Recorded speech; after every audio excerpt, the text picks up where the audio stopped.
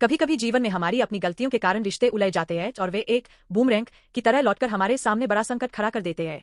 हम पछताते हुए कहते हैं, मुझे ऐसा नहीं करना चाहिए था, लेकिन जो हो चुका है उसके सामने हम खुद को असहाय महसूस करते हैं। इजराइल गबोनी लोगों के ह्यांसे में आ गया और जल्दबाजी में शांति समझौता कर लिया।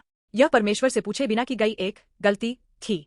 लेकिन जब यह खबर फैली कि गबोन इजराइल के पक्ष में खड़ा है, तो कनान के 5 राजा क्रोधित हो गए। उन्होंने एक गठबंधन बनाया और गबोन पर हमला कर दिया। संकट में फंसे गबोनी लोगों ने यहोशू को मदद के लिए पुकारा, जल्दी ऊपर आकर हमें बचाओ। यहोशू 10:06।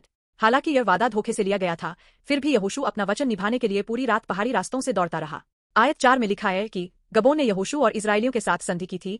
यहाँ संधि के लिए इब्रानी शब्द हबार जबर का अर्थ मूल रूप से रस्सी से बांधना या दृढ़ता से जुड़ना है। हालांकि बाइबल अक्सर शत्रु सेनाओं के एकजुट होने के लिए इस शब्द का उपयोग करती है, लेकिन विरोधाभासी रूप से यह गबोन और इजराइल के बीच बने साझा भाग्य को दर्शाता है।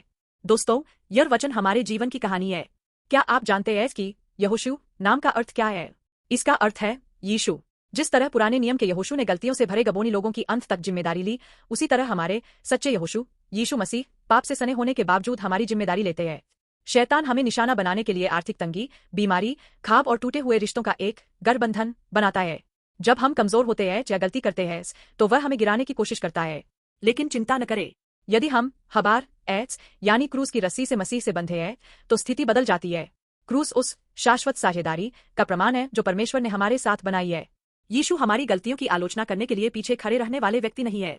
जब हम पुकारते हैं, यीशु मेरी मदद करो, तो वह आधी रात में भी हमारी मदद के लिए दौड़ पड़ते हैं।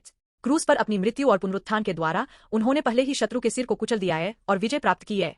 परमेश्वर वह है जिसने अपने वादे को निभाने के लिए अपने इकलौते पुत्र तक को दे दिया। उनका वादा इस दुनिया के किसी भी संकट से कहीं अधिक भारी और शक्तिशाली है।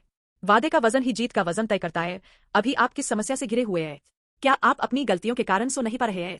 यीशु पर भरोसा रखें जो आपकी ओर से लड़ते हैं। हमें बस एक ही काम करना है, पूरी तरह से यीशु पर निर्भर रहना जो हमें बचाने के लिए रात भर दौड़ते हैं। पुनरुत्थान की विजय पहले से ही हमारी है।